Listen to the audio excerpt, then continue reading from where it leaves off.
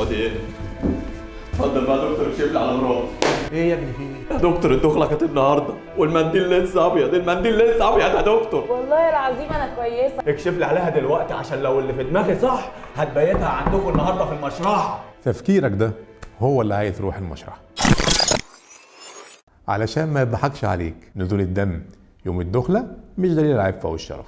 اتفاجئت صح؟ من زمان ارتبط العفة والشرف بنزول الدم يوم الدخلة، حاجة كده علاقة زي العسل الأسود بالطحينة. خليني أقول لك إن الدم اللي بينزل يوم الدخلة مش بينزل أصلا من غشاء البكارة. غشاء البكارة أصلا ما بيوصلهوش أي أوعية دموية تغذيه، فمجرد الجرح اللي بيحصل فيه أو القطع اللي بيحصل فيه مش هو ده اللي بينزل دم.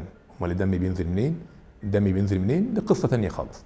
تخيل حضرتك كده جايب بطيخة وضربتها بالسكينة، لما اللون الدم الأحمر أو اللون الأحمر بينزل، هو مش بينزل من القشرة من بره، ده بينزل من جوه. غشاء البكارة نفس القصة، هو ده القشرة اللي بره، مش هو ده اللي بينزل الدم.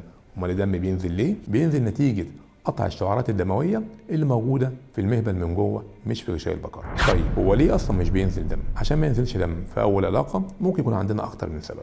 أول سبب إن ممكن تكون الفتحة بتاعة غشاء البكارة كبيرة حوالي 8 مللي، فسمحت بدخول العضو الذكري بدون ما يحصل أي مشاكل، فما حصلش نزول دم.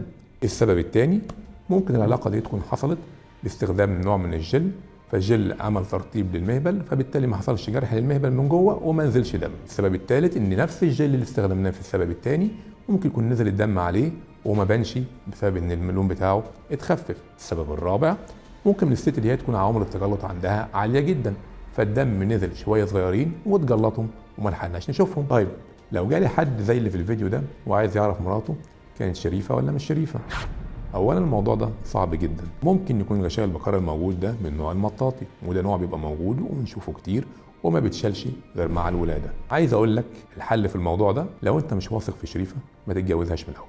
واخر حاجه عشان نحسم بيها الجدل، ان نزول الدم يوم الدخله مش دليل على العفه والشرف.